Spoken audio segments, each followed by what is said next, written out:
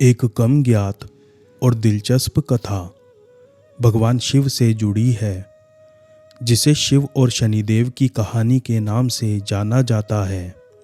इस कथा में भगवान शिव के धैर्य और शक्ति का अनूठा रूप देखने को मिलता है। जब शनिदेव का जन्म हुआ तो सूर्यदेव ने उनकी उपेक्षा की, क्योंकि शनि का रूप काला और अजीब सा था।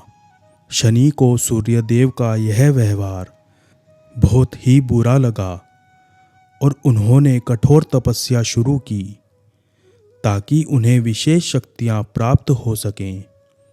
उनकी तपस्या से ब्रह्मा जी प्रसन्न हुए और उन्हें आशीर्वाद दिया कि उनकी दृष्टि जिस पर भी पड़ेगी उसका भाग्य बदल जाएगा। शनिदेव के इस आशीर्वाद के बाद वे अत्यंत प्रभावशाली हो गए। यह माना जाता था कि उनकी दृष्टि अगर किसी पर पड़ जाए तो उसे कठिनाई, विपत्ति और संकट का सामना करना पड़ता है। यहाँ तक कि देवता भी शनि की दृष्टि से डरने लगे। एक दिन शनिदेव ने विचार किया कि अब समय आ गया है वे भगवान शिव की ओर अपनी दृष्टि डालें। उन्होंने सोचा कि अगर उनकी दृष्टि शिव पर पड़ती है तो शिव को भी उनके प्रभाव का सामना करना पड़ेगा। इसलिए वे कैलाश पर्वत की ओर चल पड़े। जब शनिदेव कैलाश पहुँचे और भगवान शिव पर अपनी दृष्टि डालने लगे तो शिव ने यह तुरंत समझ लिया। शिव ने शनिदेव को रोकने के लिए एक अनोखी चाल चली।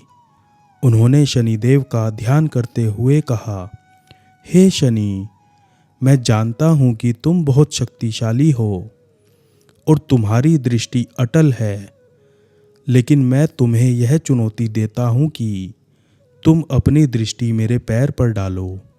अगर तुम मेरे पैरों को हिला सको तो मैं तुम्हारे प्रभाव को मान लूँगा।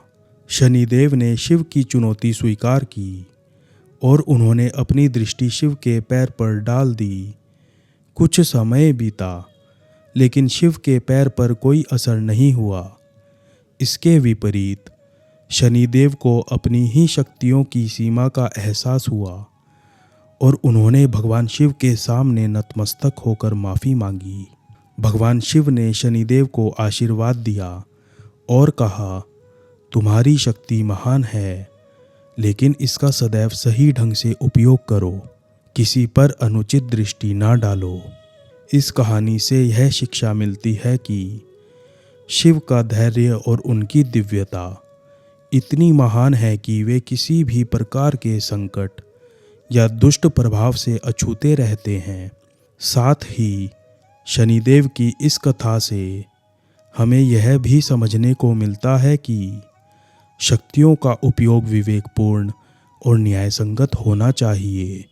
ओम नमः शिवाय।